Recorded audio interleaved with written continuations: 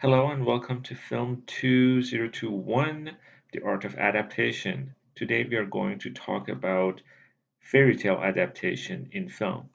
Fairy tale is different than other literary types such as novels or plays, and mainly because it's very familiar. It's linked to the oral tradition, and usually its structure can be easily recognized by the reader.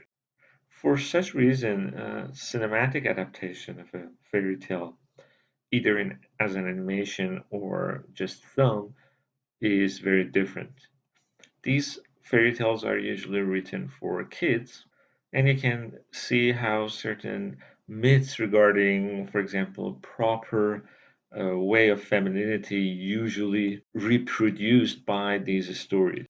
Although there are different national fairy tales and they are linked to the national memory, it's often that they all offer similar moral discourses around gender performances.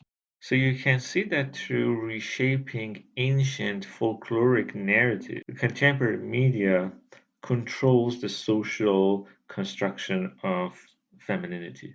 Conventionally, the narrative structure of fairy tales can be seen as follows, as it has been mapped by Vladimir Prop. Usually begins with a mysterious absence of a family member from home and our curiosity about it. Then, like a three-act structure narrative, the hero is faced with a task to complete something. Information about the hero should be gathered, and then it should be delivered. The villain tricks the hero. They can magically take many forms. The hero leaves home, and the journey has started. Act 2. The hero is tested to satisfy donor's requirement, and then the hero gets a reward for passing the test. The hero travels by magical means to the world unknown for him. Then there is a confrontation between the hero and villain. The hero wins and he goes back, he returns home. Beginning of Act 3. Then we have the transfiguration, sometimes going back to the natural forms like Little Mermaid or Beauty and the Beast. Then the hero is rewarded, usually at the end, by his marriage to the princess. Since the fairy tales belong to oral tradition, the idea of voiceover is very important because, specifically in the beginning and end, when there's this lines with once upon a time or happily ever after, since these tales sometimes should not be read by the kids themselves, rather, an elderly person should tell the stories to the kids. In cinematic adaptations of fairy tales, sometimes that voiceover narration is maintained, but that also should collapse into the camera works. Camera is the primarily narrative tool in cinema. Of course, the public opinion with regards to fairy tale films have changed in the last 2 decades. Some of it are due to popular feminist discourses in the 21st century with regards to children books. Also, the digital cinema created a different word for fairy tales. It's very different than classical Disney films. It's more avant-garde. You can also consider the influence of Japanese animation, like those of Miyazaki, and their popularity in the late 90s, and how Hollywood contemporary films, contemporary animations are influenced by those. One example of this is the recent 2020 versions of Hansel and Gretel, or Gretel and Hansel as is now titled, how the female character, the girl, is portrayed in this fairy tale film, and also the avant-garde aesthetic of the scene of the film is very pleasing. Green Brothers books usually are narrated in third persons. There are like adult book that are made for children to even sometimes scare them. Here in this new version, actually, we have the first person voiceover coming from the central female character, Gretel. the whole tale is subverted as it is her story now. She is telling it to us. That's enough. Now up to bed.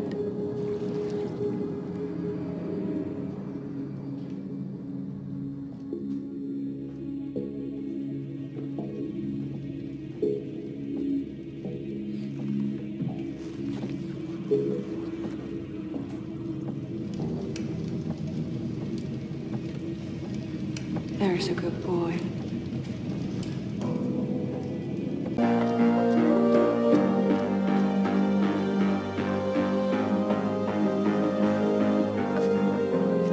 Letting him go wasn't hard to do. If he's going to find his way, I can't very well be standing in it. Just as he shouldn't stand in mine. I could see she was right about that, at least.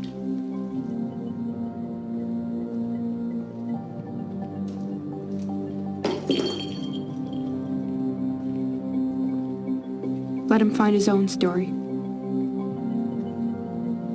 And his own courage to live it.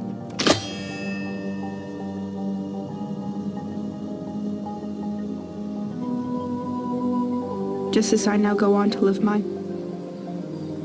I have my own power to nurture. I'll help it to grow, and trust that I'll know what to do with it. I know that the choice is mine.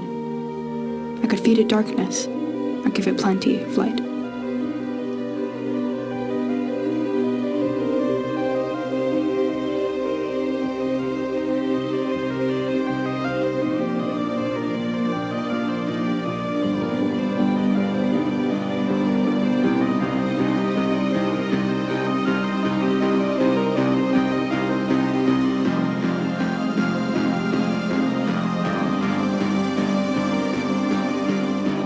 I looked, and I saw, and I understood.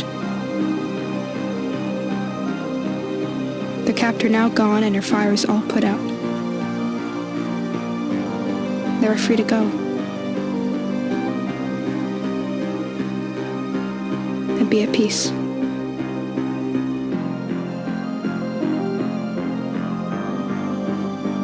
And I was free.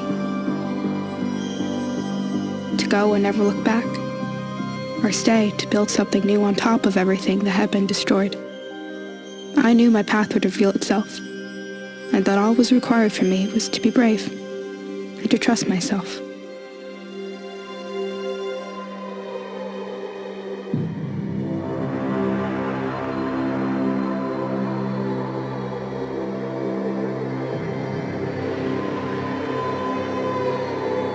And I am brave. And I will trust myself.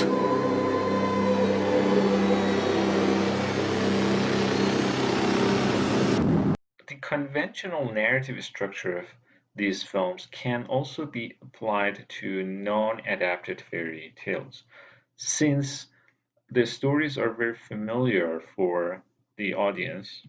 Even when a film is not adapted from a known fairy tale, still the narrative function is present. This would help the filmmakers not to rely on the problematic natures of the old tales, for example, with regards to gender norms. So still they use the familiar structure, the narrative structure of fairy tales in their movies, but they use new characters. Characters who would reject patriarchal codes, for example, by introducing the strong female characters. This can also be used for promoting political discourses absent in those ancient folkloric tales.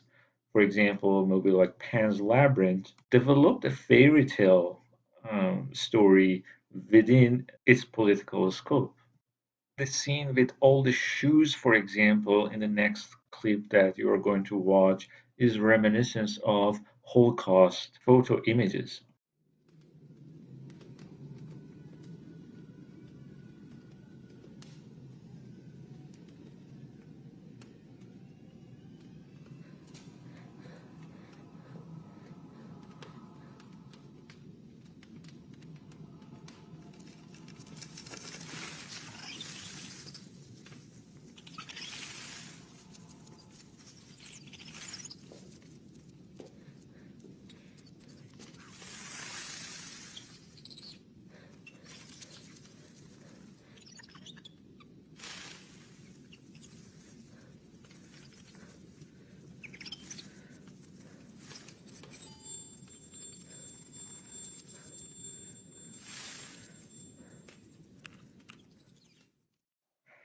Because of the popularity of generic hybridity in contemporary media, we can see the representation of multiple words and multiple voices in films.